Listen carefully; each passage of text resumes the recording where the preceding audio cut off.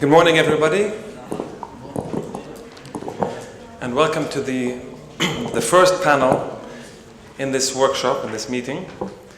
It's entitled Top-Bottom or Bottom-Up Approaches.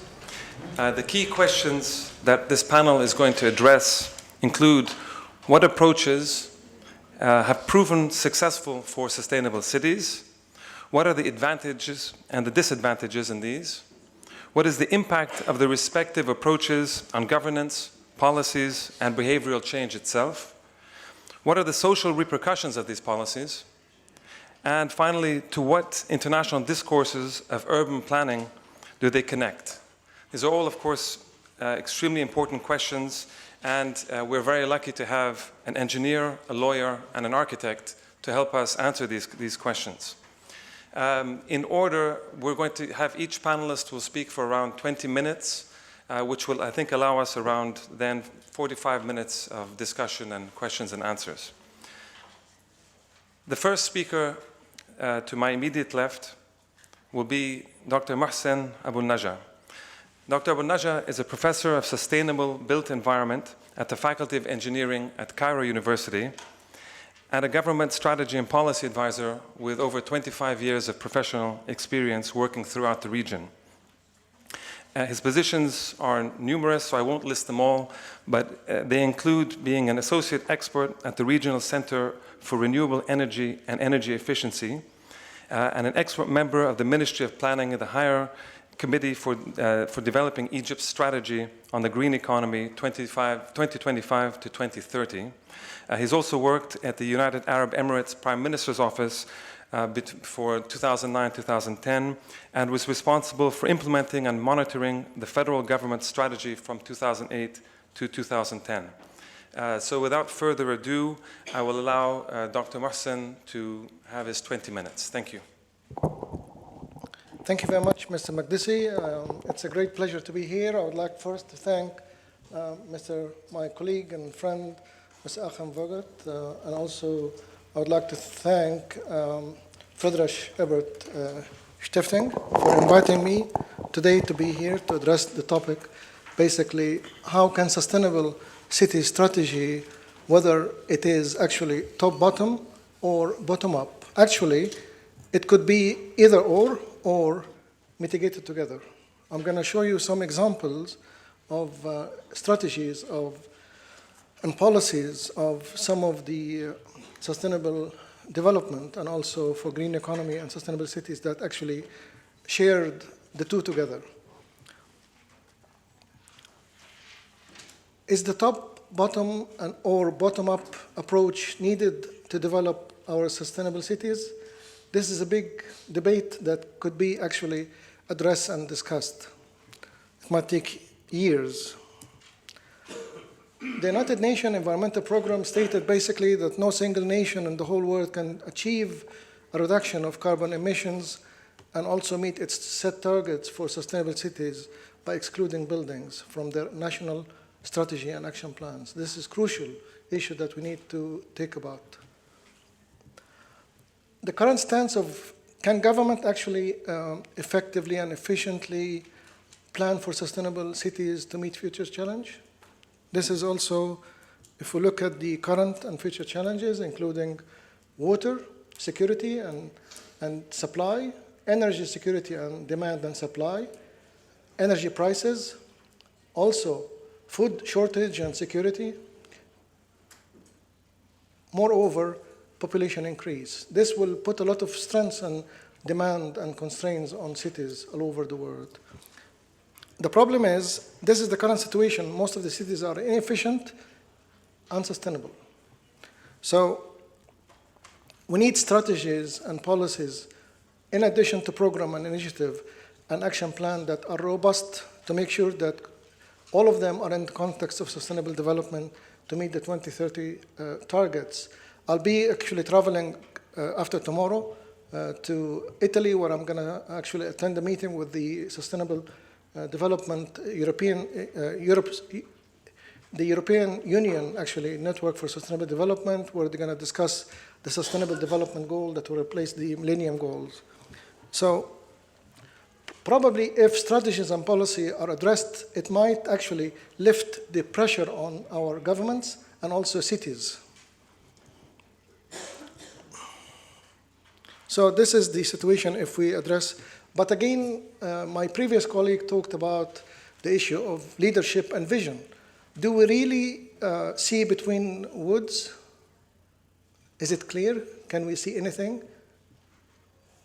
This is the situation at the moment. We cannot see beyond our day or months or years. We need to have a visionary, a long-term planning that will lead us to probably a more futuristic approach for our cities. But when the vision is clear and the leadership is in place in every stakeholders, every organization, every society, and also governments, I think we will be able to address the sustainable city issue. Not only that, but also targets. We need to set targets. Sustainable cities cannot go without targets. In terms of principles, we cannot actually keep our eye away from the principles of sustainable development and sustainability that needs actually to address, and also the tools to achieve that. Basically, the green economy and resources conservation, including energy and water. So within, we have high consumption in our cities. We have low production. Not only that, but also we have increasing population. In 2020, we'll have, in 2030, we'll have 9 billions. By 2050, we'll have more than 9 billion inhabitants all over the world. More than 70% of them are living in urban areas. And not only that, but also we have limited resources.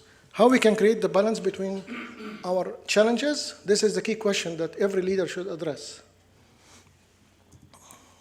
And also the approach for sustainable future, to create sustainable cities. That has to go actually with the concept of sustainable development, not only the traditional dimension of sustainable development, such as environmental, economic, and social, but we have to integrate between them to create the 6 dimensions of sustainable development. And this is the livable, the viable, the equitable, which integrate the 3 pillars to create the other 3 dimensions that will lead us to the more sustainable approach to our cities. The tool actually to achieve sustainable development is the green economy, how to make our city productive and green and create green jobs. So it's actually a new engine for growth. Sustainable city, basically, it's a city that actually around the world that making changes become more sustainable by recognizing the interest of motivation and models of these cities. So we need to understand the real definition first before we approach whether it's bottom-up or top-bottom approach. What makes city green or sustainable? There are so many issues that we have to address. Air and water quality, efficient recycling and management of waste, green certified buildings, or sustainable buildings in a nutshell, more comprehensive approach rather than green, it's more sustainable. Acre of land devoted to green spaces, as my colleague mentioned in Curitiba, and use of renewable energy, sustainable energy, buying local products and material, and also clean transport. These are some of the leadership example of, if you don't know actually, I will not go into details, but just to highlight the issue of the Colombia, Bogota, is basically the green transport and mobility that actually moving more than 70% of the city. Almost 7.1 million people are actually using bus rapid transit system. Not only that, but Munich by 2015, actually using, at the moment, 37% of their roof will be produced from solar energy. Electricity will be produced from solar energy. By 20%, they are targeting more than 80%. Copenhagen also will be neutral city by 2025. Mexico is also transforming its bad air pollution to green pollution through technology that enhanced on building facades. Also New York and San Francisco. Singapore and Tokyo. 40% of the people in Tokyo are walking, and basically it's a huge number, actually the biggest in the world. The question is how we can develop strategy for sustainable city. This is the key issue. So strategy is basically a high-level plan. So this is actually addressed the title of top-bottom, because when you talk about strategy, it's a high level. Although it could be within organization, but we're talking about government to make sure that sustainable cities are in place and accomplishing a specific goal on the long term. So what we mean by strategy, this is also another definition. It's an art and science of planning, marshalizing resources. You need to marshalize resources in order to create sustainable cities. Without marshalizing resources effectively and efficiently, I think we're going to fail. So developing strategy is an essential step between figuring out your objective, the strategic objective to meet your challenges, whether it's current or future, and also making the changes to reach them. You need to change things to reach your objective. You cannot meet the challenges without actually making changes. We call it the business as usual. You need to change this title, this known title that actually strengthens us from moving forward, the business as usual. So is it the way to go from top-bottom and then go to sectorial entities to implement the strategy? Or we go from sectorial entities and civil society from bottom-up approach? Both could be successful. Both could be successful. But you need to understand many things to achieve those two approaches. If you don't understand the principles and checklist of strategies, I think you cannot achieve those two approaches effectively. First of all, we have to look at results. Winston Churchill said about results. Stephen Jobs said, understanding customer needs, citizens who live in cities. Also, planning is essential. We always plan, but we don't do planning. Planning is very important when you actually put strategy for sustainable cities. Also, a satisfied customer or stakeholders, right goals. Information is very important. William Devon actually mentioned about information, because we don't have information to actually allow us to move forward to create sustainable cities. Actually, what role to play is another issue that we have to emphasize on. Motivating people is very important. And also scores, what score you're going to achieve. And blocking and tackling. Always people actually resist to change. So you need to have within the strategy a tactics how to block and tackle. In terms of energy and cities, these are some of the quotation. Actually, there is no time to go through them, but actually, I would like to actually important about Jimmy Carter when he said, balance energy demand with rapidly shrinking resources. Resources are shrinking, so we need to manage our resources by making our cities more sustainable. And we are running out of gas and oil. Not only that, but also energy is gift of life. So we need to capture on the opportunity to move forward and create sustainable cities.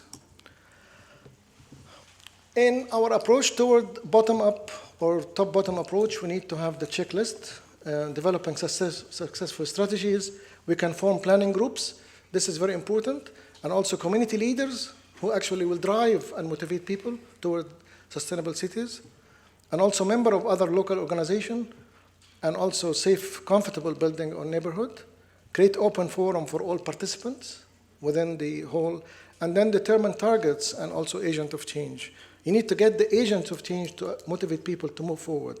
Otherwise, they will prefer to go business as usual. Also, in terms of the second part of the strategy checklist for sustainable cities, basically, brainstorming is the best way to drive strategies. Determine the potential obstacles, identify the agent of change, and also minimize resistance and barriers, which actually could block you from moving forward, and then reach those affected, who are the citizens. So we're going to talk about Dubai case when we developed the Dubai government strategic green building policy to make Dubai a sustainable city. I was responsible for this talk at the Executive Council of Dubai. And basically, this was merely a top-bottom approach. But at a certain stage, we involved the bottom-up approach, as we're going to describe later on. So this is the way in which you make the strategy. You need to have the current challenges. Of course, you have to have the vision based on the leadership approach, and then determine strategic objectives, building the strategy for sustainable cities, and then create the policy that will enable you to guide the strategy. Not only that, but also you have to support it with action plans. And then KPIs, and then implementation and monitoring, and then revisiting the strategy. All this will lead to a very successful strategy from top-bottom approach. And then you have the guiding policies and key action plans. Then you have to have the output, input, and then the activities. Here, the role of information actually is the essential part of the top-bottom approach. Without information, you cannot develop a very good top-bottom approach.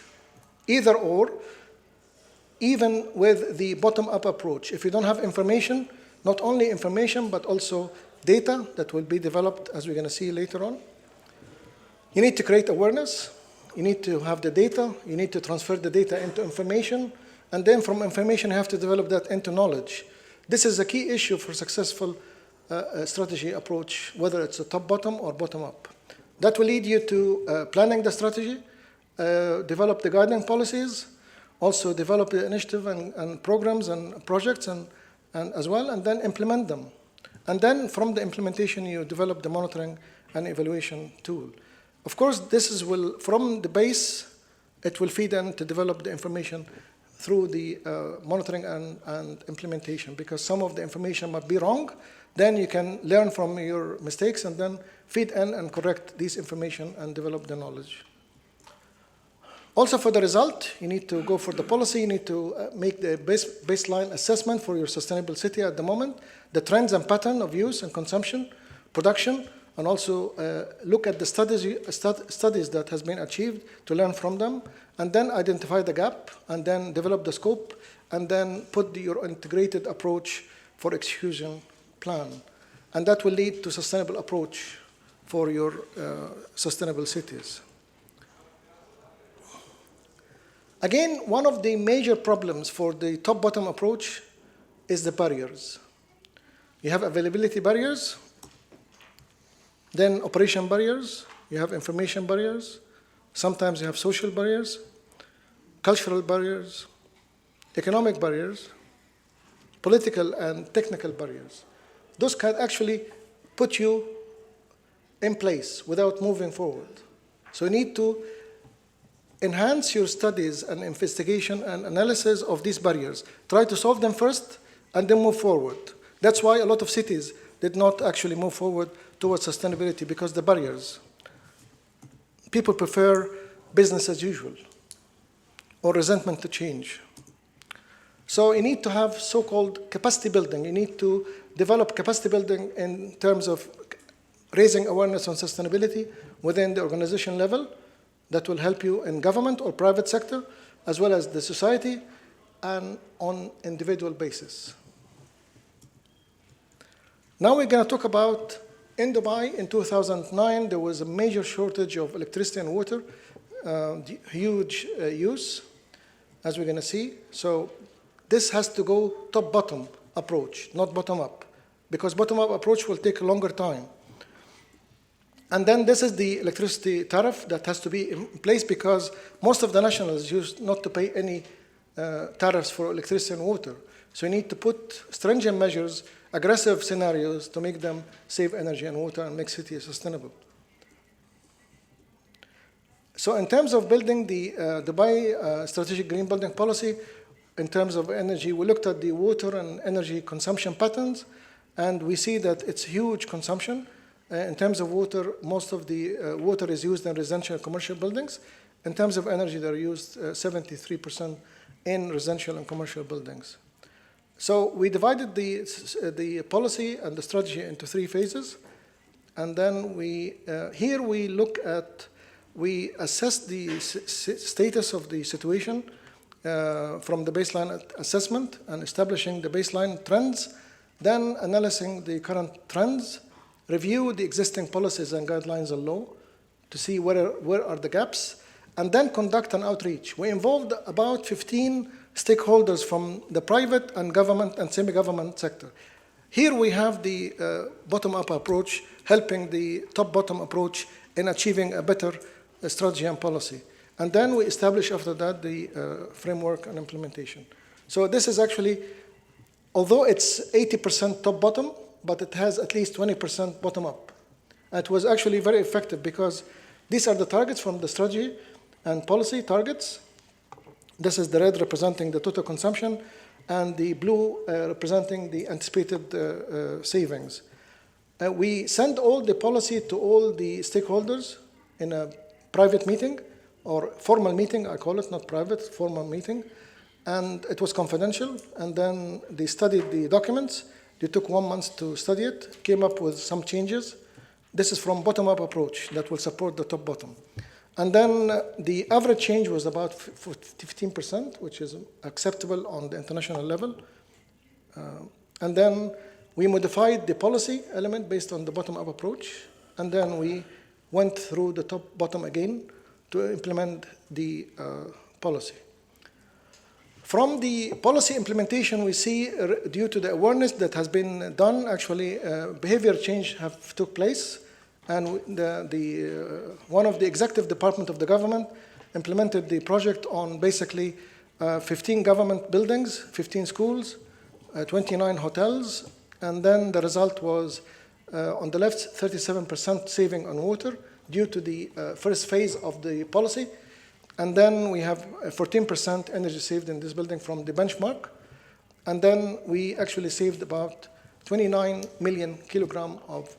A pilot approach could also help raising awareness between the top-bottom approach with the government. So you need to have a pilot study in order to achieve your top-bottom approach as well. You cannot actually have it at going down directly, but you need to have a pilot study to test the market first. This is the manifestation of the behavior change enacted building policies. In the beginning, it was zero, almost zero. Now, in 2011, was 10%. 50% of them were in Jabal Ali, free zone. And the area of green building has increased dramatically from 70,000 in 2005 to 430,000 square meter in basically in 2011. The drop in 2009 was due to the financial crisis. Now I'm going to take you through a quick journey through some of the comparison between top-bottom approach, bottom-up, between EU project implemented in the Mid-South region and also in Egypt. This is one of the project in energy policy reforms, and actually it implements basically the top-bottom approach. And at the later stage, they involve experts and consultants to give their feedback in a workshop on the policy. So it is a very minor bottom-up approach. This is an urban planning guidelines. I was involved in the last stage of monitoring and reviewing the guidelines. And this is also a mitigation between the two, the top-bottom strategy and bottom-up. So they meet at certain areas and led to very successful results. This is again the solar water heating project. It's actually in 2014, this is actually between the government and private sector and the EU. And actually they have also the approach meeting together at a certain point because they have 2 workshops involving consultants, private sector, to have their feedbacks on the strategy for solar water heating project that will be implemented across the residential sector. Then this is another project between the EU. I was involved in this with the European Commission.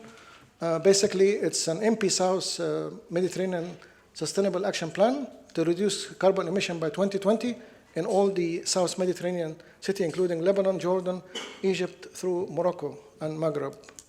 This actually have the top-bottom approach, but also they have the bottom-up at certain stage. Again, this is another project for the same purpose.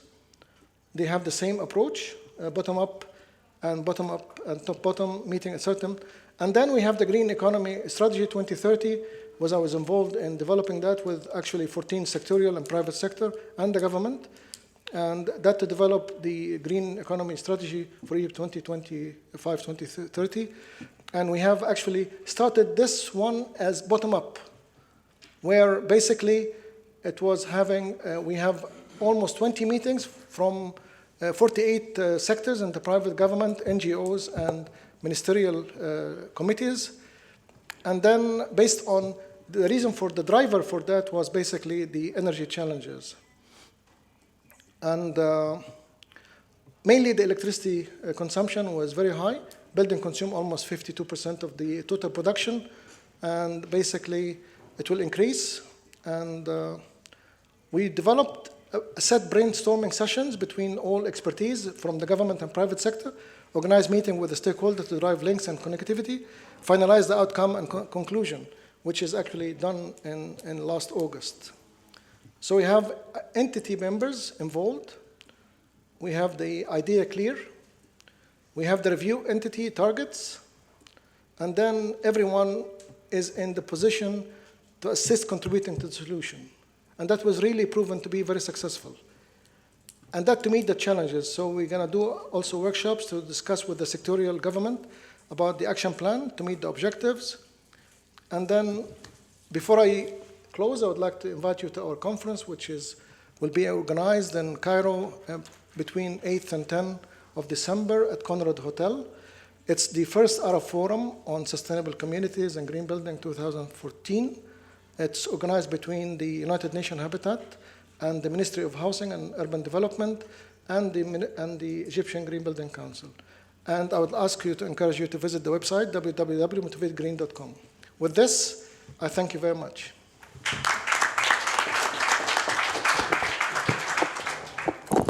Thank you very much, Dr. Mohsen, for this rich review of strategic approaches to strengthening sustainable and green cities, largely top-down, but also including bottom-up elements. The second speaker will be Mr. Frank Christian Hinrichs, who is the Director of Program Development and Intelligent Cities at the Innovation Center for Mobility and Societal Change in Berlin. There he leads the e-mobility platform as well as the micro-smart grid research project. And he's worked, of course, in various other capacities, including in the Deutsche Bahn. The title of his presentation is Microgrids, Bottom-Up Innovation for Sustainable Cities. Please. You want to sit here?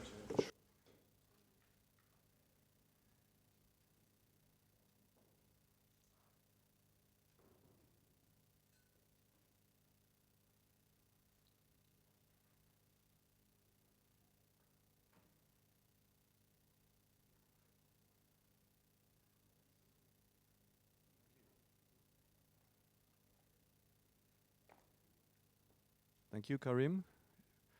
Mohsen, you've done it again. you topped your 2012 Amman performance. Thanks a lot for this very strategical approach to our topics. And I try to not counteract it, but I plead, excuse me? You can hear me like this? Okay, thanks. Okay, thank you. Not to counteract, but to perform at a lower level, more from a more practical point of view. How do projects coming from that strategical point of view getting into effect? And trying to give you a best practice, maybe not the best practice of the world, but best practice from Germany, is to give you an insight, an impulse, what we are doing in Germany regarding the bottom-up approach concerning sustainable cities. I call it a smart district approach, and will lead you into the question, why am I here? So I try to give you, as Achim and I agreed, kind of a lessons learned since 2012. As we plan to move on every 2 years with this conference, or better, every year, I just thought down and thought, what have we achieved regarding as a smart city, Berlin as a smart city, but not the leading smart city of the world, but we have implemented some of our strategic objectives, but not all of them. So what are we facing regarding lessons learned? So technology is clearly not the problem. I think we all agree to this. Proof of concept for smart cities has been done in the labs and also in some projects. But now we have to speed up and we have to scale up. But how do we do it? We have risen public attention, and we have spent a lot of public money for sustainability matters. It has remarkably risen in Germany. The share of renewable energy has remarkably grown as well. But we did not find yet the right mechanisms to create a win-win situation for all relevant stakeholders, neither politically nor economically. And this refers directly to your speech. What are the mechanisms and what are the failures? The failures, for example, is one big target, 1 million electric cars by 2020. We have reached not even 10,000 by now. It's 6 years to go, but I'm not really sure if we make it. But we need targets, we need objectives. They have to be achievable and they have to be understandable. Everybody knows an electric car is a nice sign for sustainability, but it's only a sign. It has to be accepted as a new way of acting on the way to a sustainable way of living. So this is more a mindset change target than just a sign on the technical side. So we switch off the nuclear power plants. Yes, we did. This is what Germany is well known for. We did conclude this in a long period of discussions in Germany, but we did now increase the use of fossil power plants. So directly converse to the decision to get rid of the nuclear power plants is the increase in the use of fossil power plants.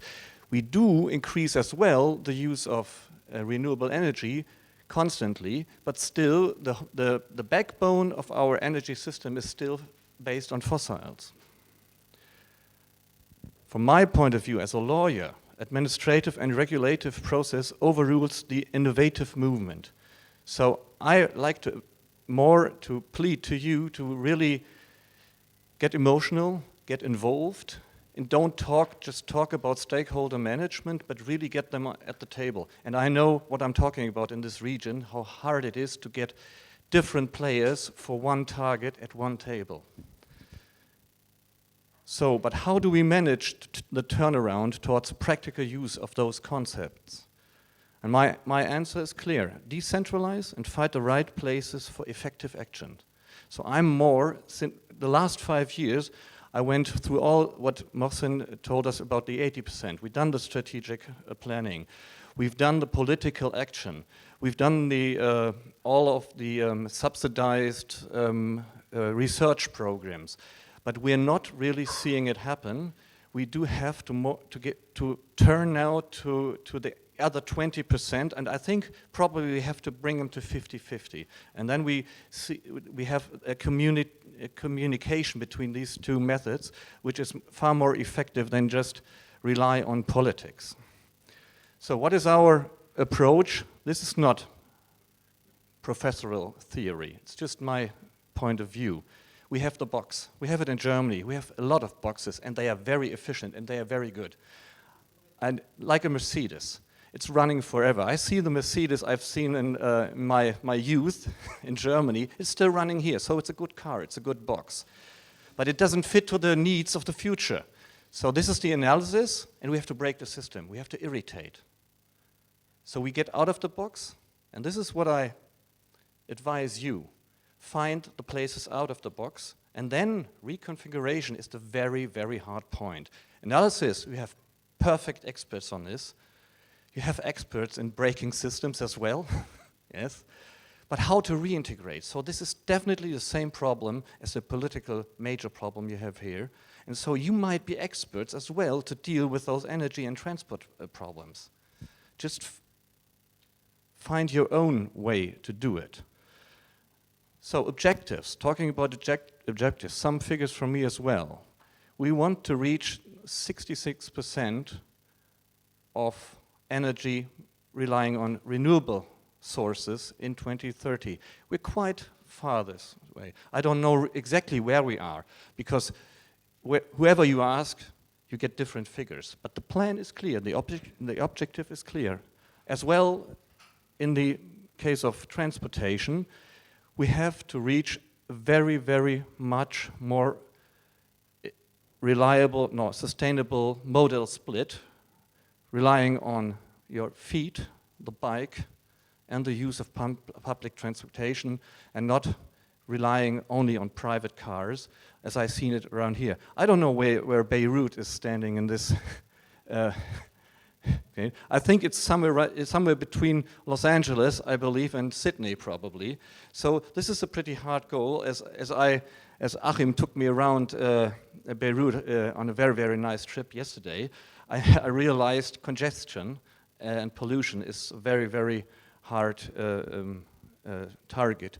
But we know this second target as well, and this is our focus. We try to bring energy and transportation together. And what is our solution? The solution is very easy pointed out. It's sustainable districts instead of sustainable nations. See, it's too big. It's a too big of scale to get active. So what we see is we have a growing share of real estate investments in sustainable assets, as well as economically, ecological, and social. And this is not just because of regulation, it's because of a beginning, slowly but constantly beginning change of mindset. Younger people are getting into the decision level, bringing their own way of living into the empowerment, and then they start to look around and they have in mind sharing is caring, and sharing means less investment for the same or even more effect. And they try to transfer it from those idealistic projects to the real public planning, and they don't only rely on public planning, they do it by themselves. And these are movements we have to more and more strengthen within Germany as well. We are still relying on our old boxes. It's still politically set. Mrs. Merkel pushes a button and asks back 2 years later what is done. It's political project management, but it doesn't work. Business as usual.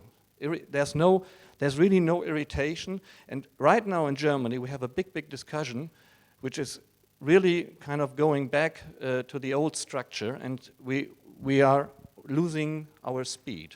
And so this is what I like to take from here back to Germany. You want us to keep up the speed. If we lose speed, you're lost as well. So we have to kind of get this dialogue started, and then we can benefit from your initiatives as well. Okay, so smart districts as a linkage between public grids and private units. Sustainable mobility concepts, you know them all. I've shown to you in detail, not to all of you, but some of you in Amman, you can read it in the public publication. All those e-car sharing, e-bikes, based on renewable energy as well. And we have the new driving force number one is digitalization. This is, we make it complicated, and now we have to make it easy again for users. So this is everything's done by this small device. I know it's very hard to believe in Beirut this device can manage the city, but in Berlin we're starting to do it. This is Berlin, and this is one practical best practice thing I will show you. This is one small unit we are trying to convert from an old gas station to a smart grid district. We have placed all components needed for a smart grid.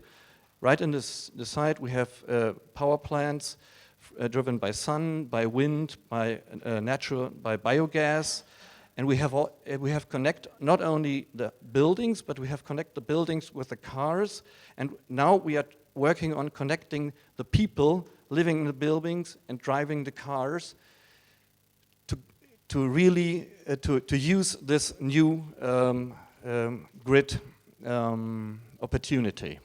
They don't really see it. It's right in front of them, but their old car is standing at home. It's paid. It's already there, so why get rid of it and get into a new unsecure situation every day. So, but we have to lead them there, and then it's manage the mixture first in small scale, bottom up. So we've done this on this campus. We have photovoltaics, windmills, combined heat and power plant, lithium-ion, accus, storage, as well as lead acid. And we have a big car sharing fleet. And we connected, like I said, and we also have a TV studio and the gasometer relying on the renewable energy. So, but at the end, you have to scale back to the big network again. And this is my basic chart, I think. We're dealing with a little blue circle in the middle. And now we have to kind of rescale it to the traditional networks. And what's missing is those interface devices. It's not this, not yet, but it's starting. And if we succeed to come from a microgrid over a city smart grid to the public network, and we have information and the right mindset, and most of all, we find a suitable business model for all of those three layers, then I think we can successfully achieve those targets I've shown you before. Yeah, and then start on the private ground, but always keep in mind you have to transfer to a public infrastructure. But we started on private ground. Don't just try it like our colleagues in Bottrop as well. They start on private ground, but they involve all the city around them as well, the decision makers from the community.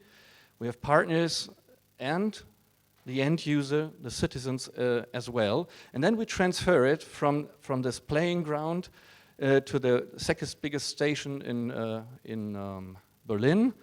But what we think, every train station throughout Germany can be a self-sustaining station, and even more, it can produce energy and provide sustainable transportation for all its surrounding. And then, like a neuronal system, it will extend by itself. This is theory again, but we evoke the right measures on a small scale to bring it alive. Yeah, so this is it. In the end, what do we have to do? We have to connect the unconnected, bring it together, and don't rely on the traditional connection given to you by the last 50 years. Bring new connections in, and in the end, you have a new network connecting areas, connecting smart districts, bringing it to a sustainable smart city in the end, and you have the people living in those areas right with you. And this is, I think, my last word to this, connect the unconnected. Thanks a lot. Thank you for your attention.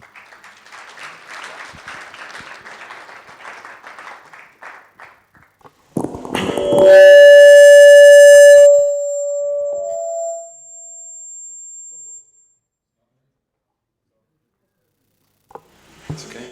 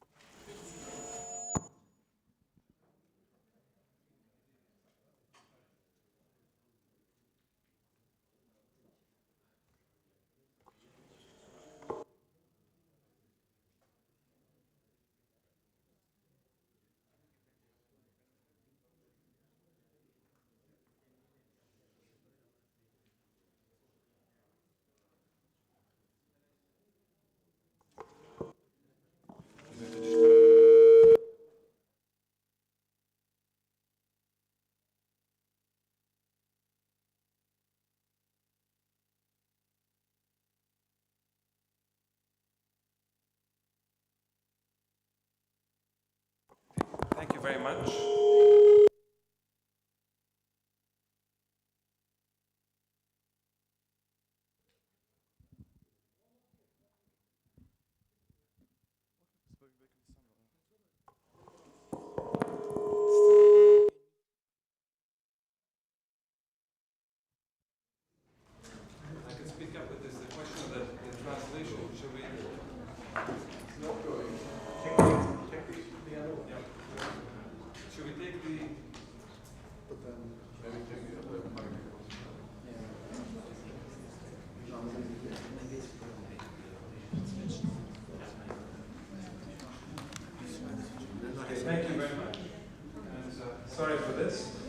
The next speaker, or last speaker, is going to be Dr. Rami Dahed, who's a practicing architect, scholar, and an academic with teaching experience all over in Jordan and Lebanon and in the United States. He is also the co-founder and principal of Turath Architecture and Urban Design Consultants and of Metropolis Cities Research Council. Dr. Dahed is also, he's a heritage and urban regeneration specialist who's interested largely in research related to politics and dynamics of public space making and new interventions in existing historic settings. He's involved in a number of research projects, and the presentation title is Public Space and Sphere in the Midst of Neoliberal Threats and Urban Transformations, News from Amman and Bilad al-Sham. Thank you. Thank you, Mr. Maqdisi.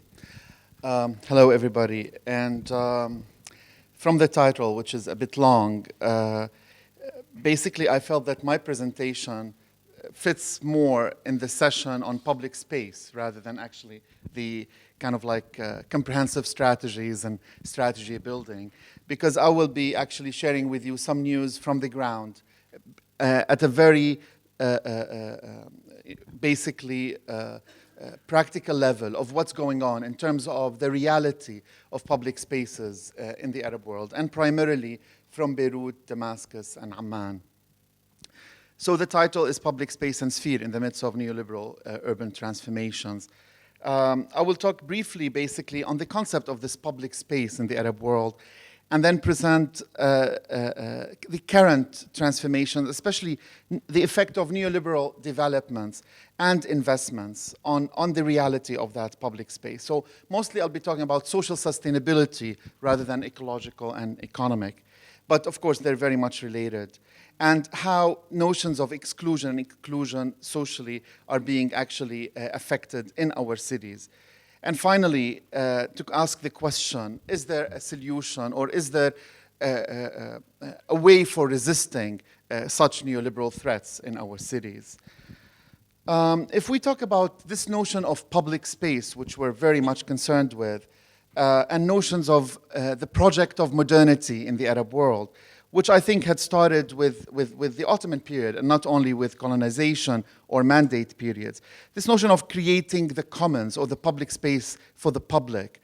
This is, for example, the Burj area in Beirut, which is now Martyr Square, or basically Saht al-Shuhada in Damascus, in the beginning of the 20th century, basically. Where municipalities were, in general, in most of Arab cities, much more involved in the creation of infrastructure, vis-a-vis, for example, public transit, or even public spaces for the public.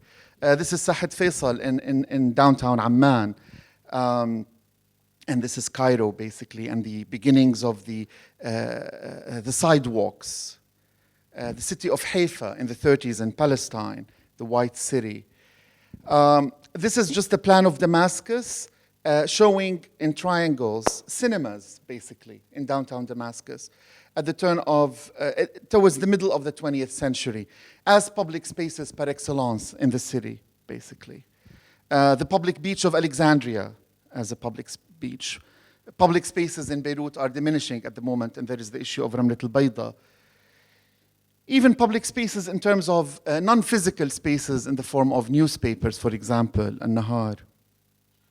And even coffee houses that would support and facilitate political debate on the city and on the notion of these public spaces.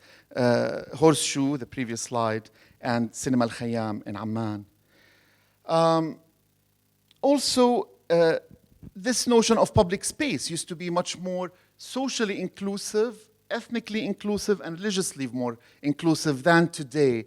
Amman gives an example of more religiously inclusive society between Christians and Muslims to a certain extent. But also public space that was donated from the community to the municipality, such as in the case of Douar al-Hawuz, or known today as Douar Paris, basically.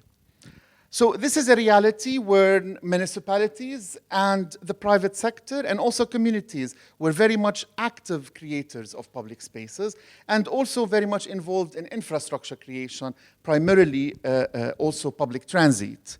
So what's happening now with this neoliberal threats? What's really happening? It's interesting for me to understand the effect of this circulating global capital in terms of surplus capital from the oil, from many countries in the Arab world, Saudi Arabia, Qatar, United Arab Emirates, basically reserves of money in search for high yield and secure investment and excessive privatization. This is happening in many countries of the world, in the Arab world in particular. It's happening in Egypt, in Lebanon, it's even happening in Turkey, in Tunis, in Morocco, even in Pakistan, Iran, and so on and so forth. And what is actually this huge amount of surplus capital, which is reaching billions, basically, in numbers, is being targeted into privatized real estate investments at the expense of public spaces in many of these cities. And the numbers are phenomenal, basically. You'll be shocked. I don't have to read them all. So new emerging urban islands, very excessive, of excessive consumption, but they're also very exclusive, are popping up in many of these cities. And one can mention many examples of these neoliberal developments. Downtown Beirut, the Solidaire Project, Abdali in Amman, Dreamland in Cairo, Financial District in Manama. I mean, the list is endless, basically. Abu Ghraib River in Al-Maghrib, near Rabat, even the city of Mecca with Jabal Umar and many other developments. And basically, the main premise is to provide these very exclusive spaces at the expense of public space, where the target here is not the common or the general public, but primarily the selected few, basically, that are able to actually afford such public spaces. So there is a whole concept of urban restructuring that is taking place in many of our cities. This is, for example, Damascus and the Hijaz Railroad Line station, where it underwent, of course now this is stopped because of what's happening at the moment, but there was a time, not many years ago, where it underwent major transformation as a public space, as a train station, into a shopping mall and a privately owned investment. Of course, you're very familiar with the example of downtown Beirut, which is actually also spreading now into the waterfront, creating more or less privatized spaces at the expense of real city spaces that are more socially inclusive. So this is what you see here is, this is in Saifi village. We don't see actually police that is actually national police, but this is private police making control who actually enters and interacts with these spaces. So these developments, creating islands in the city. Now in Abdali, of course, in order to enter that public space, supposedly public, you have to pay 5 JDs at least, just to enter. This is Manama in Bahrain, the financial district, and Jabal Umar in Mecca, as just very few examples of this mushrooming real estate developments. Now, Amman represents a very clear example of these neoliberal urban restructuring projects, and this notion of spatial ordering and engineering. And this is not only in projects like Abdali, for example, but also in gated communities, and also in low-income housing projects, which is catastrophic, because many low-income housing projects are now being pushed to the outskirts of the city, in places away from social transportation, from social services, transportation. So in general, even as social housing, which was supposed to be in the 60s and 70s, a major concern of governments, very highly subsidized, is now being actually administered through highly end investors, such as, for example, Ta'mir, Dubai Capital, which is really very paradoxical. So basically, this is leading gradually into a lot of geographies of inequalities in the city. So my topic today is more about social sustainability, which I think is as important as ecological sustainability in cities.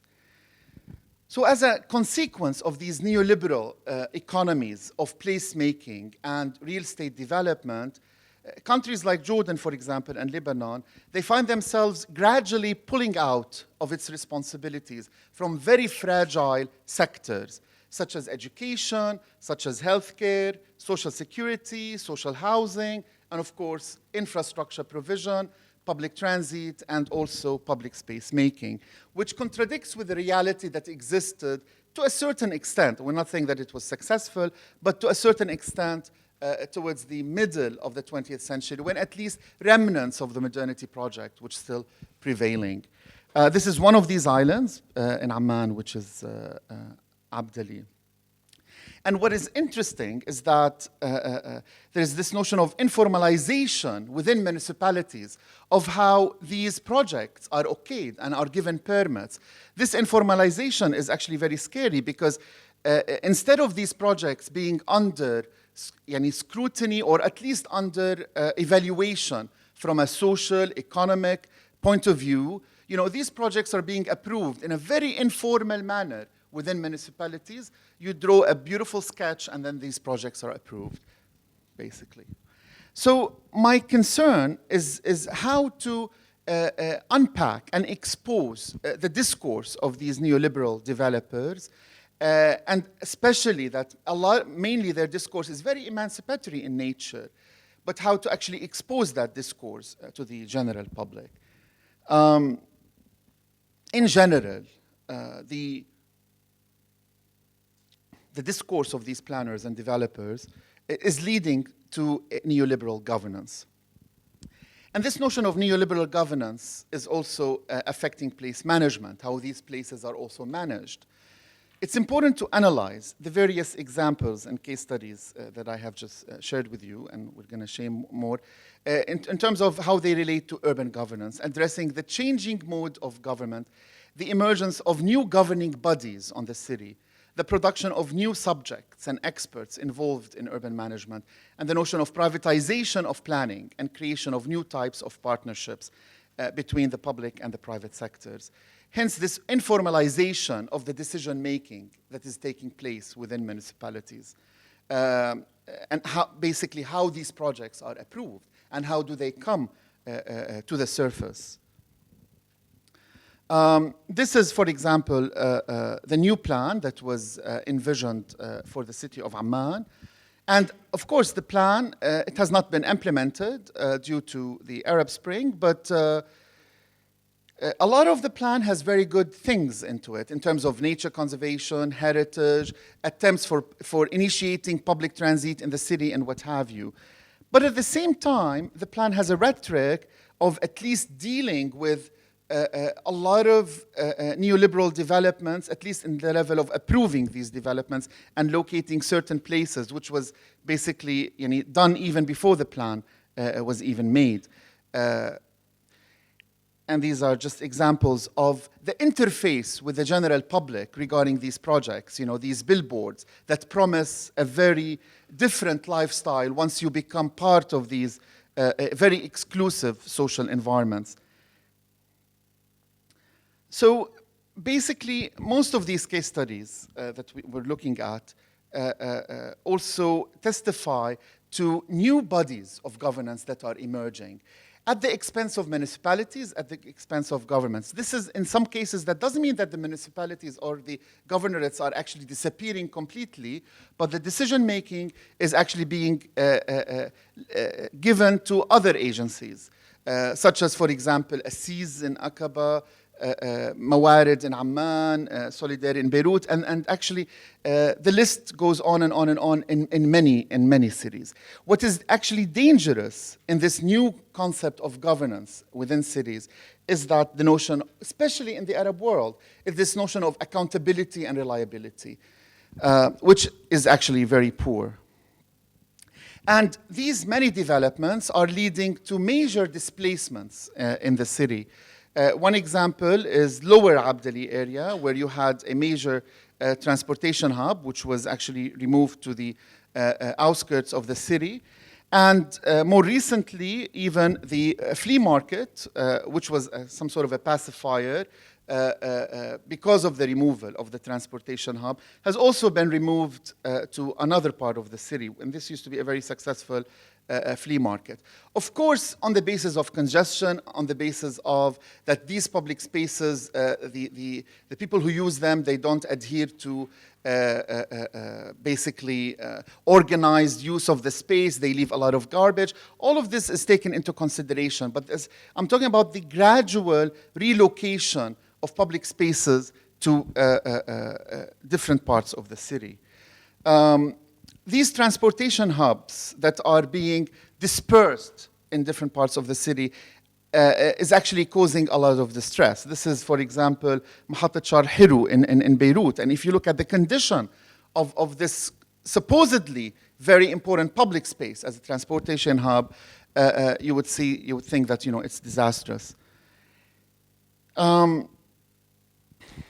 What is interesting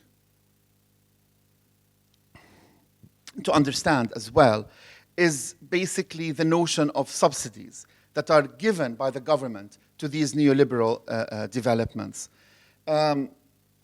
Instead of the government subsidizing very fragile sectors, like what we used to have, basically, the government is directly or indirectly subsidizing real estate development. So indirectly, it's entering as partnership within these developments. And this subsidy takes many forms. Tax reduction, it takes the form of, for example, regulations. It takes the form of even prime land being sold at very minimal prices.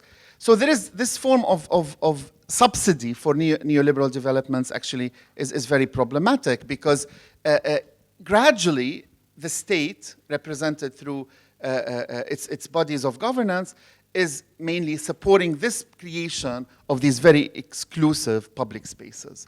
This is another form of these spaces that is emerging, which is the gated communities. Many of them are flourishing all around, for example, the airport highway in Amman.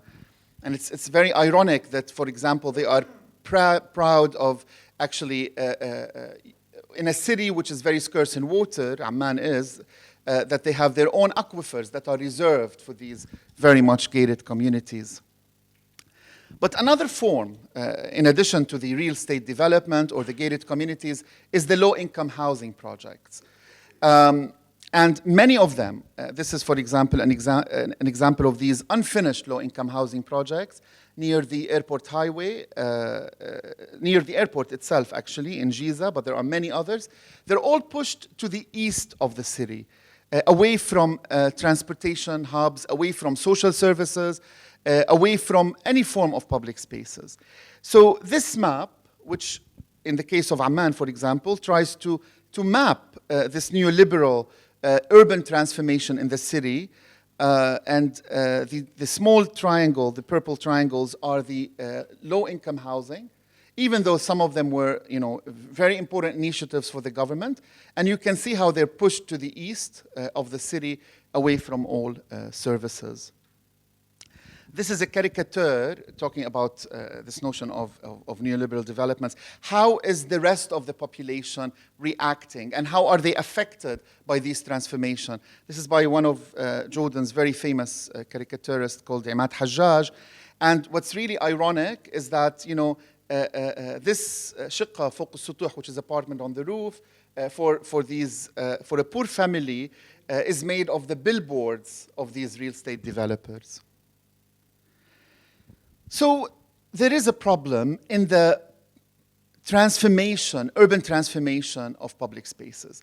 What has been left from the modernity project in many of the Arab cities is gradually being diminished and taken over by private investors.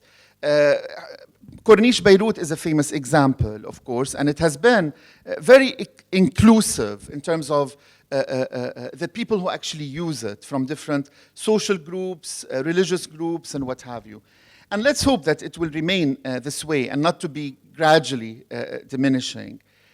So what happens to this notion of resistance? Is there really a place for resisting such neoliberal urban transformations that are affecting the reality of public space in cities? From my very humble experience, I actually have lost the faith in institutions. And I think what remains, basically, is resistance at the level of individuals on the ground, creating demonstration projects and examples that would at least create some level of public awareness that hopefully might influence public opinion. But to think that resistance is going to come from governmental institutions, then we are dreaming, basically. So at least this is the way I see my city, Amman, and maybe a city I've lived in for a while, which is Beirut. So I'm going to share with you at the end of my presentation some examples of, small examples of resistance on the ground. I was involved with the municipality of Greater Amman in creating a public space, or actually in reshaping an already existing public space, which is Rainbow Street. And I've tried as much as I can, as an architect and urban designer, to make the space as inclusive as possible. Of course, it was not a fully pedestrian environment. It was a quasi-pedestrian environment. And to a certain extent, it did succeed as actually bringing different strata of society to spend time in the public space. And even the rich, which are also part of society, who used to spend their time in their Club Med or vacations or in Europe or elsewhere, now they're spending some time in the public space at least. The problem that we have is place management and how these public spaces, now because they're very diverse in their nature, how are they going to be managed? And how are they going to be management from a very simple point of view? How are they going to be cleaned? How are they going to be, for example, environmentally protected? How are they going to be maintained? How event management in these places will prosper? This will remain, actually, a very major problem in many of our public spaces. So I think one of the future challenges that with the very few places that are being addressed in terms of public spaces, how will they be managed into the future? This is another example I was involved in, which is the adaptive reuse of the Amman electricity hangar, which was a building that was going to be demolished, but we convinced the municipality to appropriate it from the electrical company. It was, of course, deserted when the intervention took place, and now it has been turned into a very successful public space in the city, managed beautifully by the Greater Amman municipality.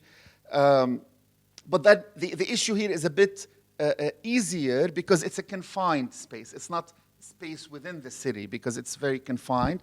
But now it functions as a very active public space, hosting all sorts of different activities from, for example, Ramadan and Christmas events to basically high-end art exhibits or all sorts of different exhibits, whether the hangar itself has been adapted or Gallery Ras Al Ain, which is the new building.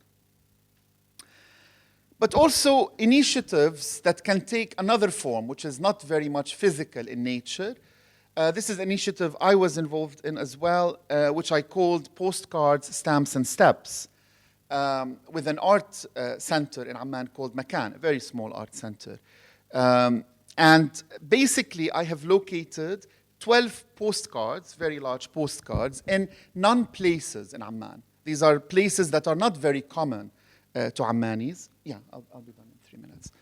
And these postcards, they were huge postcards, were sending messages to the uncritical masses about current transformations and neoliberal transformations that are taking place in one city.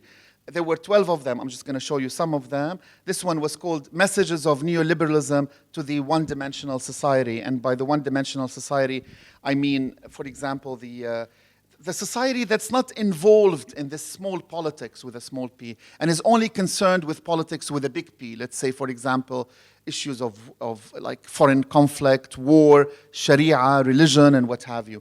So I was trying to tell the community, Isha, wake up in a certain way to address issues with a small p, such as, for example, the reality of public spaces in our cities.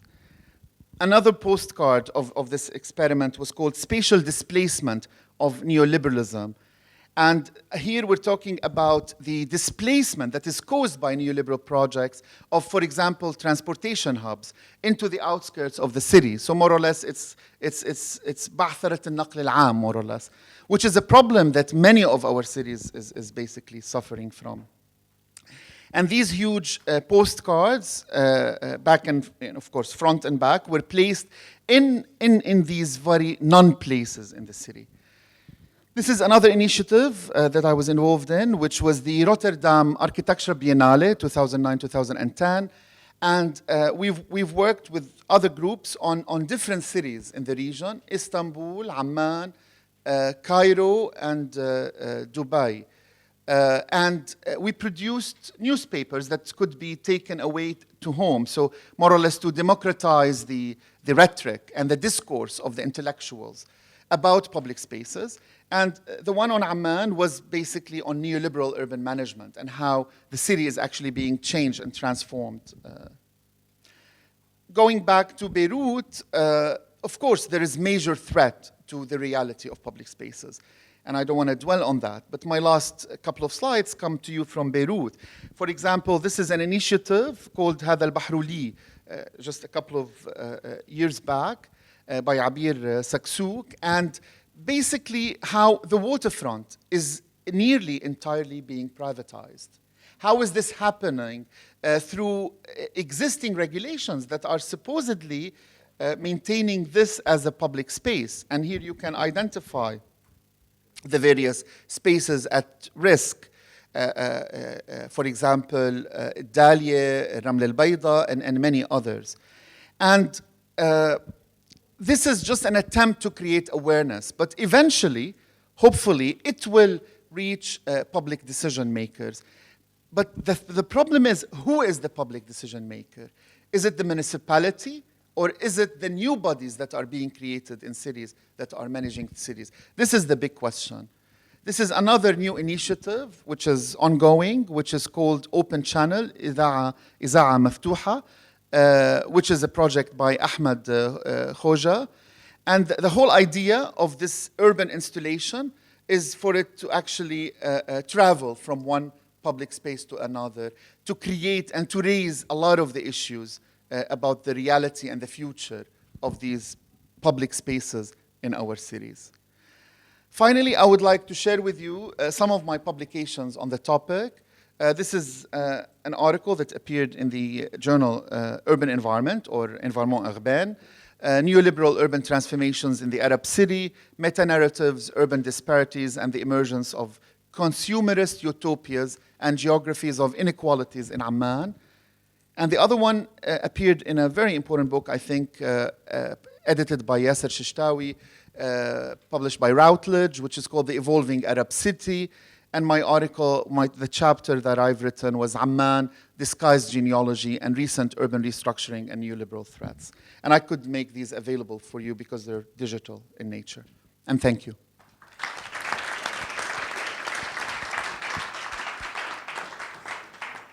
Okay, thank you very much. Thank you very much, Rami, for this compelling presentation on the neoliberal intervention into public spaces, but also a reminder that sustainability is inherently a political project. It's not purely technical. So 3 excellent presentations. We have around half an hour or so, I believe, for discussions. So I'd ask you I'll recognize you if you raise your hands, but also if you could please limit your questions or your comments as much as possible, and to speak up because of the translations. Please. Thank you. Thank you very much. My name is Raouf Tabbas. I wanted to make 2 points. Well, the point was made out from Mr. Mohsen about the martializing. I didn't understand. What? Could you explain that a little bit more later? And the second question or comment I wanted to make is to Mr. Rami Zahir, and I was wondering, I don't know, maybe it's my English vocabulary that isn't very strong, but neoliberalism is that to blame for the situation we're in the Arab world in terms of city planning and mismanagement of public funds, or is it Is it the corruption and the non-transparency and the favoritism that we have that allowed these cities to regress into what they are today? I don't know. Liberalism, apparently, to me, means something that's modern and something that's new, something that's liberated, and then you're making it sound like it's that the problem. And I think it's masking the real reason is the corruption and the huge corruption that is being run by the city or the governments, and the side effect is the cities we see today. Thank you.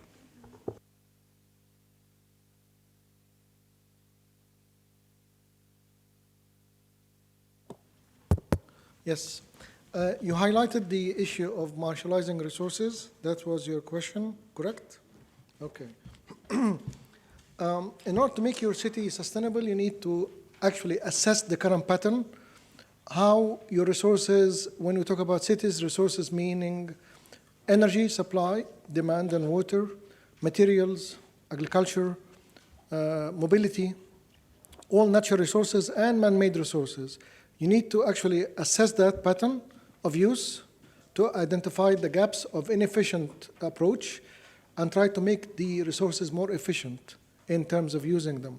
So you need to highlight this, very important when you addressing strategy building for sustainable cities.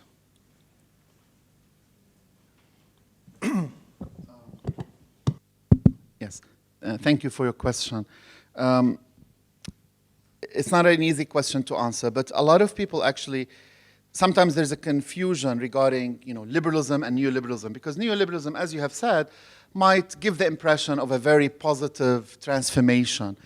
And this is basically the objective of the economists and the investors of neoliberal development, which is, it gives a lot of promises of change. It gives a lot of promises, build it and they will come. This notion of the trickle-down effect of these investments and these developments. But this is not happening, basically.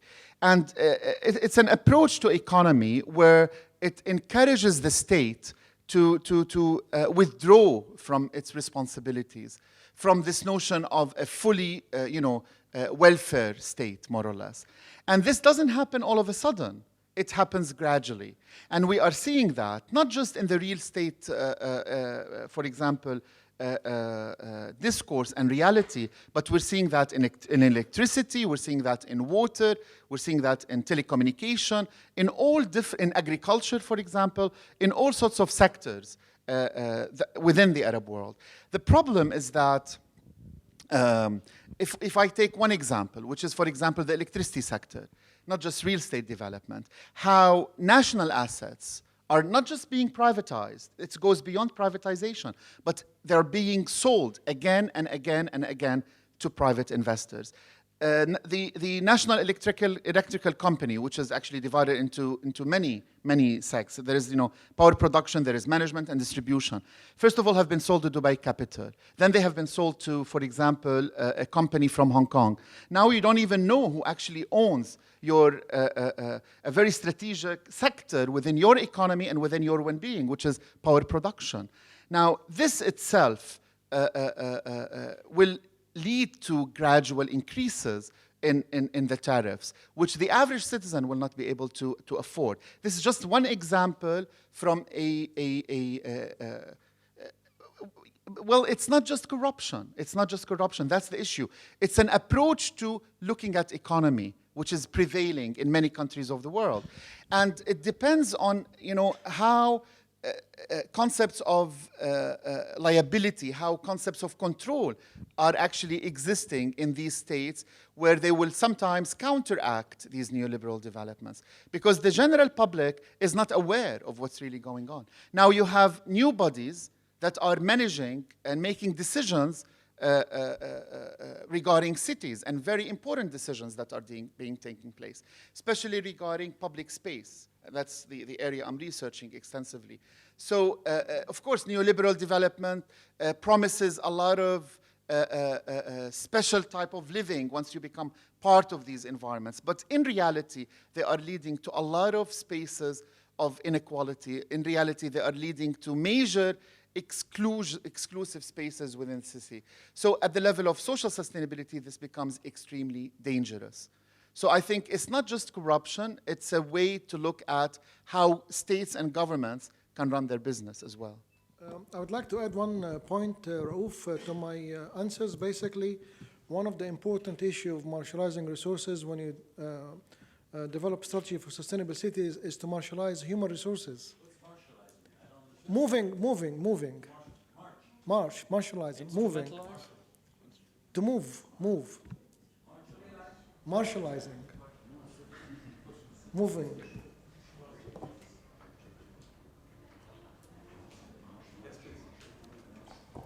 Hi, my name is Anna. I'm from the Ministry of Environment. I have a very short question to Professor Frank.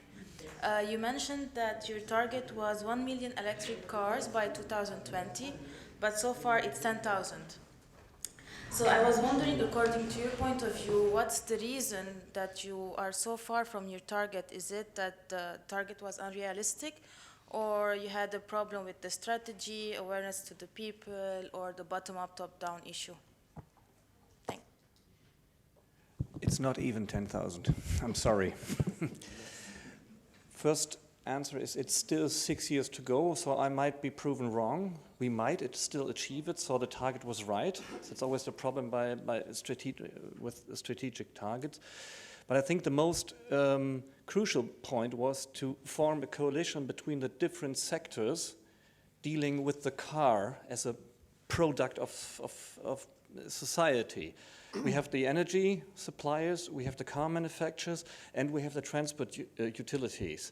And they don't really rely on the electric car as a new form of earning money for themselves. So they stick to the old,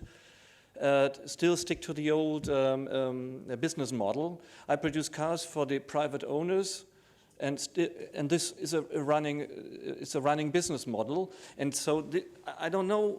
Probably we might reach a point where it tilts, but we haven't still reached it. And we have to enforce, I think, communities to really invest into this new idea of sustainable mobility, but we still haven't found the right way to convince them. And my point of view, we have to form coalitions on a very, very lower level, and not because companies are still relying. Mercedes is relying on Angela Merkel, and they are waiting for her to give subsidies. France is giving subsidies per car, and so they have a slightly higher ratio. But we have decided not to give subsidies per car, but to subsidize the system.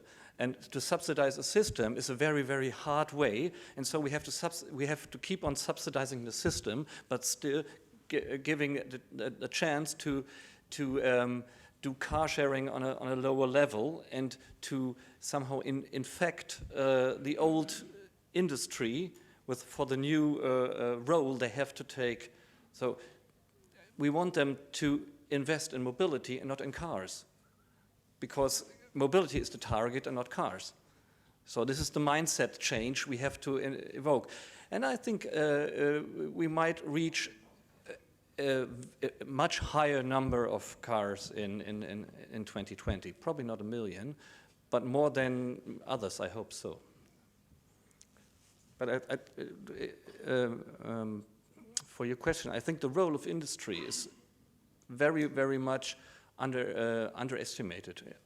This is academia discussion. And I really like to propose to really get industry more involved in the conceptual phases, because we make concept, we make strategies, and then wait for industry to adapt those in their production plans, and they just look at the figures and say, no way. So we want them to involve them, and on the basis of small, tiny units, I think it's manageable, and the investment is foreseeable in 5 years terms. So this is very important as well.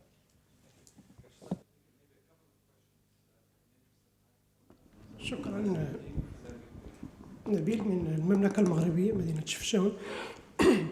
أعتقد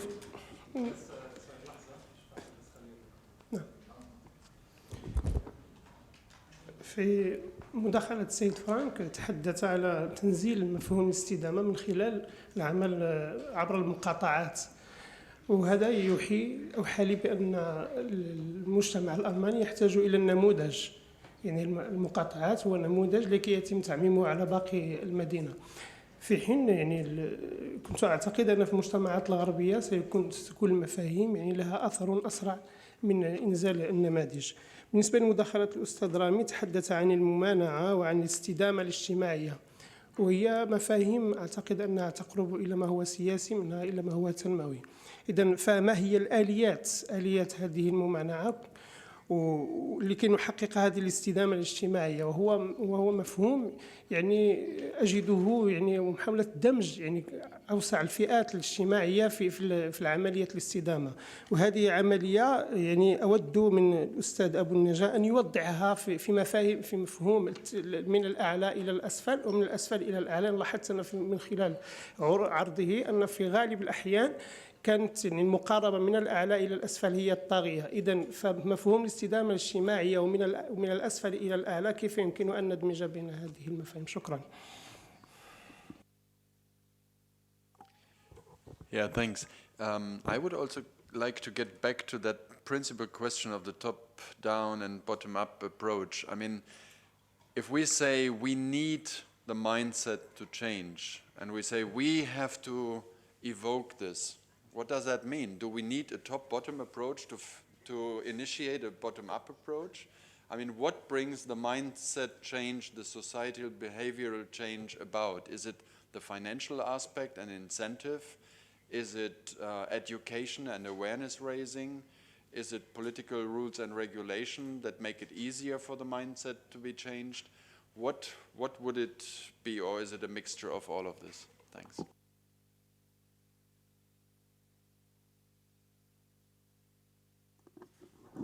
شكرا. اسمي حمادي حسناوي من تونس، ووجه السؤال إلى السادة المحاضرين الثلاثة لأنه سؤال عام وسؤال بالنظر إلى التجارب والنتائج التي توصلت إليها بعض الدول المتقدمة في مجال التنمية والمدن المستدامة.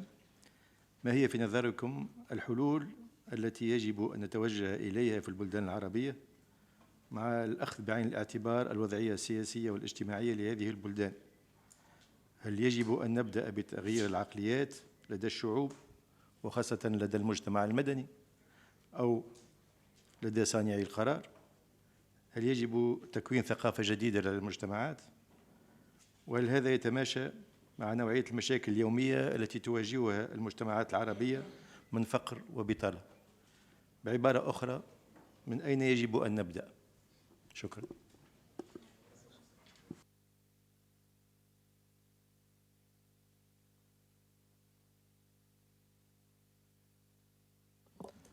I think I'm answering your question, basically how we can go forward. You cannot actually go without excluding the principle of sustainable development if you want to achieve a successful cities. If you look around, most of the experience worldwide who actually made sustainable cities, they actually integrate the 6 dimensions. How, this is another question, but the principal way to actually achieve sustainable cities is to integrate the economical dimension with the social dimension to achieve the equitable dimension of sustainability, and also between the environmental and the social where you can have the livable, and then between the economic and the environmental where you can achieve the viable dimension. The integration of all of this will lead to sustainability. It's a very difficult equation, it's not easy. To achieve that, you need to hit 2 issues at the same level: awareness, education, participation of all stakeholders, change the mindset, avoid the concept of business as usual. Actually, legislators and decision makers has to understand that the way forward is actually with sustainable development and sustainable approach to cities. If you continue like business as usual, I think we're gonna lead to nothing. So you need to focus on capacity building, as I mentioned in my chart, you look at how you can actually take the data, transform them into information.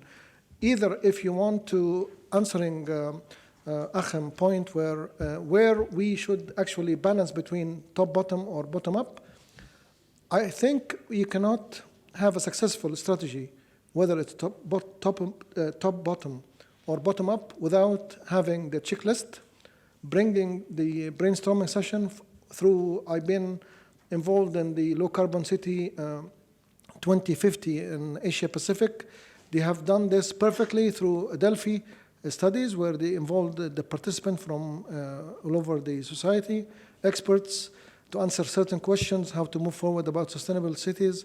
So it's very important to raise the awareness. Education, it should be also in school, low level, at universities, to change the mindset of business as usual. Of course, you're going to face up with resentment to change, because change is a threat to a lot of people, because they think they're going to leave their positions. But you have to understand that change will lead to sustainable cities, also in sustainable development, and also a better future.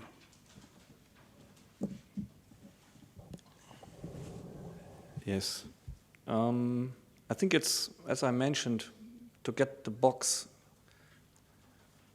suitable for the future is irritation and participation. So this is my answer to your question.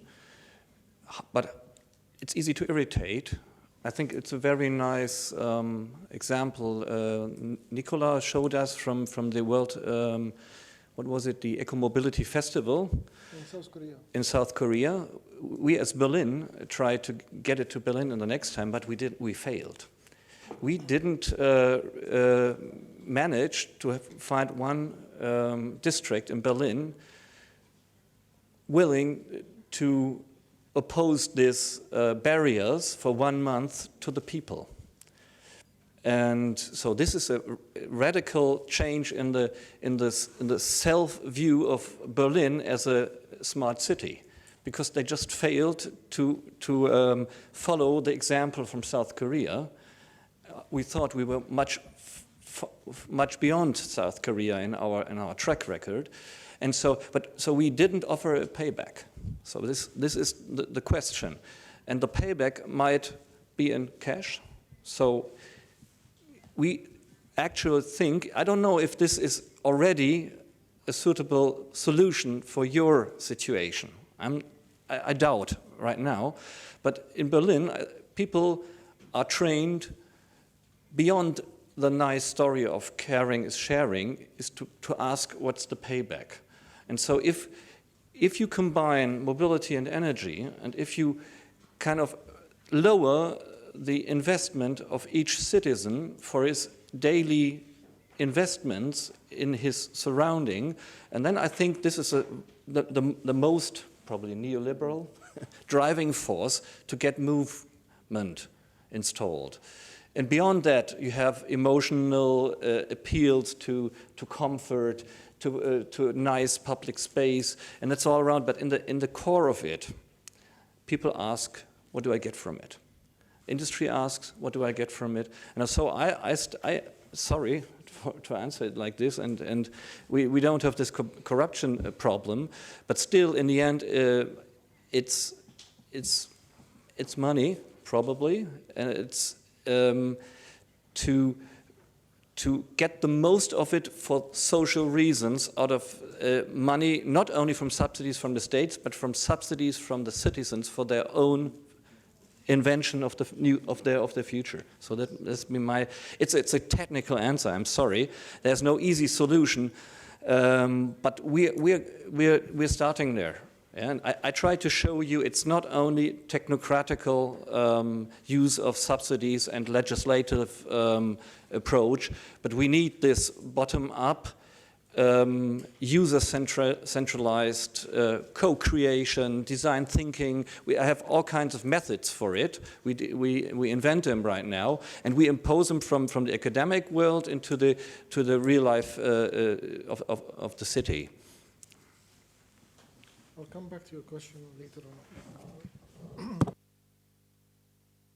To answer the three questions together, I first would like to start by saying that, I mean, I'm mostly involved in social sustainability in terms of how public spaces are more inclusive, but also how different strata of society can actually have access to these spaces, whether it is public space in the literal sense par excellence, like spaces in the city, or whether it is, for example, schools or transportation hubs, access to public transit, or any form of public space. Now, I think going back to neoliberal transformations, the major difference between cities in the Arab world, I can talk about Jordan and maybe Lebanon to a certain extent, and European cities are two things. First of all, city organizations in Europe are much more stronger, and there is a very high level of accountability. That's the main difference.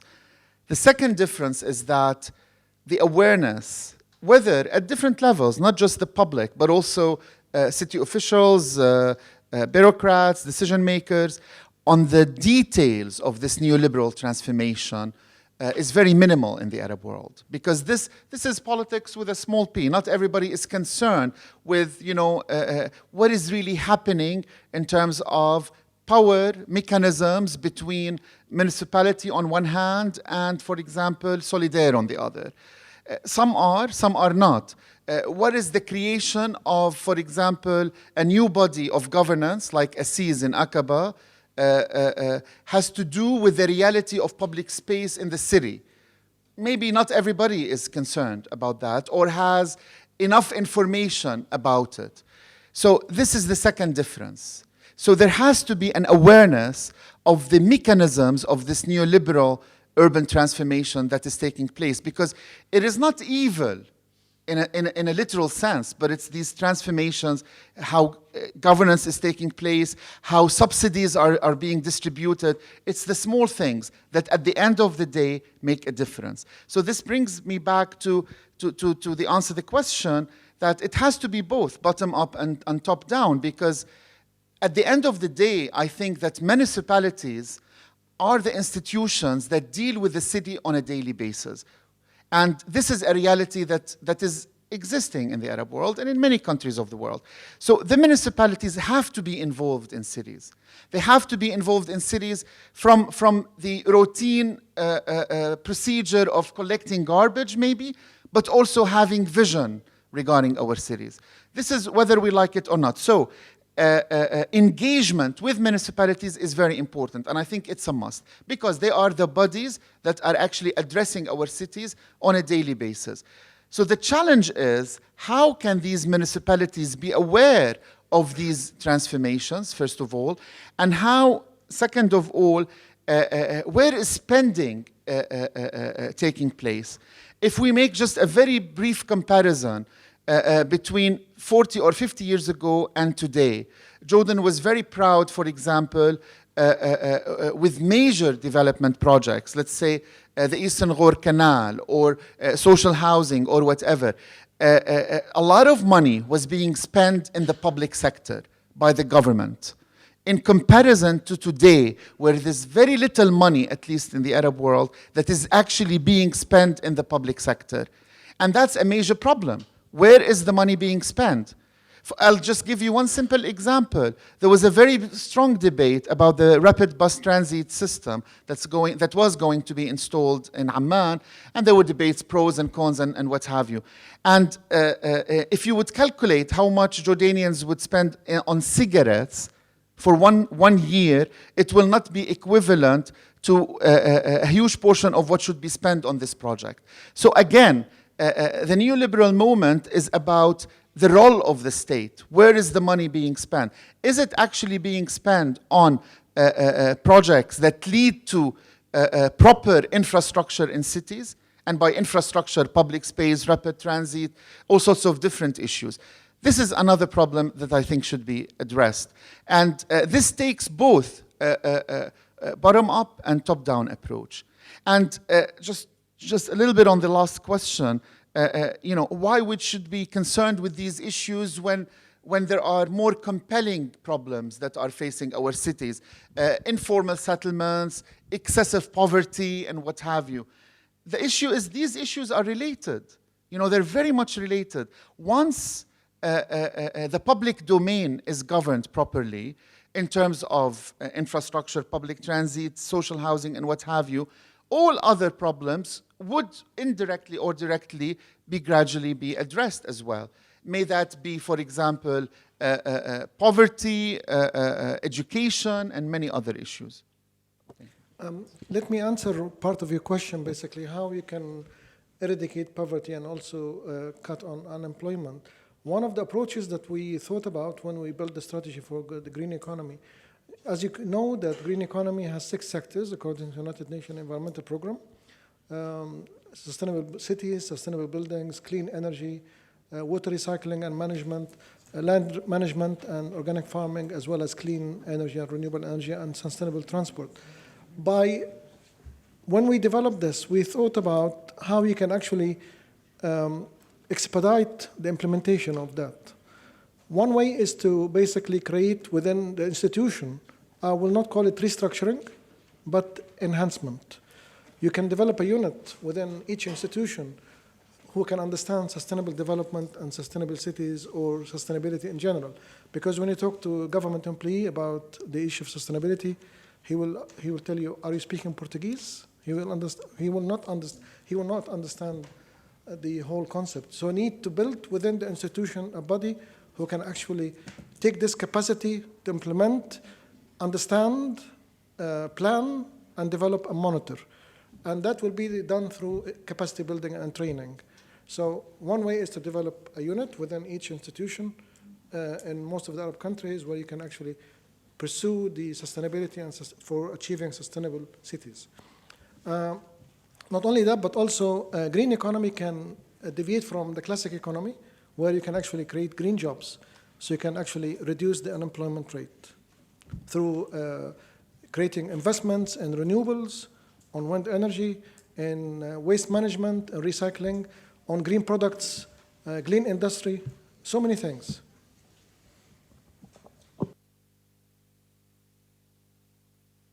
But therefore you need people in the municipalities been trained in their youth to the usefulness of those concepts, and that leads us to education. And I think this is where we can really be helpful to bring educational concepts clearly designed for those kind of situations, to bring to schools, do a lot of... Yes. Yeah. I was recently, to this end actually, and in line of the context of the subject, I was involved in training actually 100 people within the government how to make energy efficient in cities and administrative building. And this is one step where they understand the challenges, how they can meet the objectives, how they can sustain sustainability in terms of making cities sustainable. And this is one approach. You can bring your staff to be educated, trained, not only today, but also continuous education is very important. And you can support that by having another second line of students and graduates, postgraduates, who can work within your organization to understand how saving and sustainable city can be achieved. You cannot actually have it with the professionals in the municipalities, but also with the intern people coming from university to learn more about the practicing approach. Thank you. Just perhaps before we close, I'll allow myself just a quick question. I'm personally a little bit confused with some of the discussion here, and that's that on the one hand, there seems to be a discussion about the importance of top-down strategy making, policy making. On the other hand, at least as I understand it from for instance, from Rami, there seems to be a suspicion of this top-down, of these strategies. And in fact, at the end, you were calling for resistances to these kinds of strategies and plans that are perhaps agents of this neoliberal turn. So, I mean, it's like we're having two different conversations, and I would love to be able to connect that. Okay, let me clear this. There are certain issues and certain challenges and force majeure that you have to take top-bottom approach when you do strategy, top-bottom. There are certain things. When you have huge amount of energy are wasted, you cannot wait the bottom-up approach because it will need a lot of awareness, understanding the principles, be capable to deliver and be accountable in short time, but the bottom-up approach will take a longer time to digest the whole thing, and then because you're involving everybody. There is no harm to do the top-bottom approach, and at certain stage you bring in the bottom-up approach. So in the meantime, if there is no constraints and pressure on certain issues, strategic issues such as energy and water, you can actually go the bottom-up approach, as Rami said, which is actually talking about the social dimension of sustainability. But you cannot have sustainable cities with only social dimension. It will fail. You have to integrate, as I mentioned in my slides about integrating 6 dimension. Most of the city failed because they did not integrate the 6 dimensions. Thank you.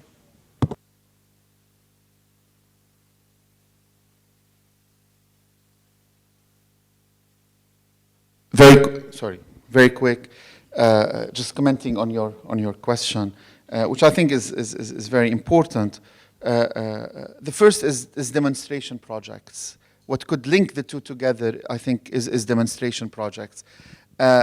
Once there are certain projects that are successful, even at a smaller scale, whether that may be, for example, smart district, or whether that be a more inclusive public space, maybe I think this could encourage implementation at a much larger scale.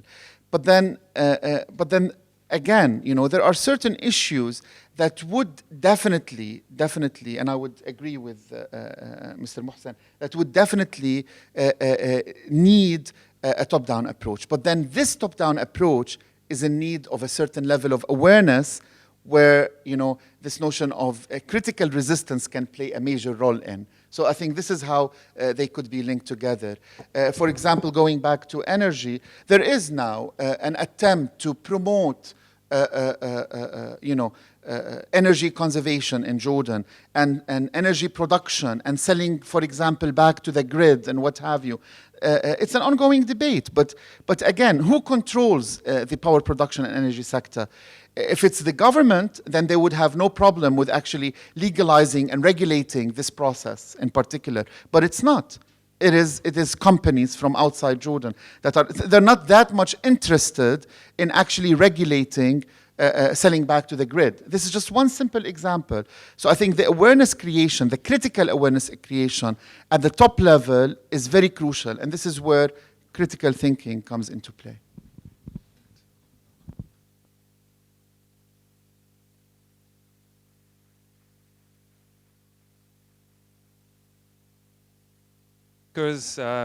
Dr. Mohsen, Mr. Frank, Mr. Hendricks, and Dr. Daher, and I 3 excellent presentations. There's so much more to discuss, and thankfully, I think there's lunch, and we can continue all these conversations. So thank you very much.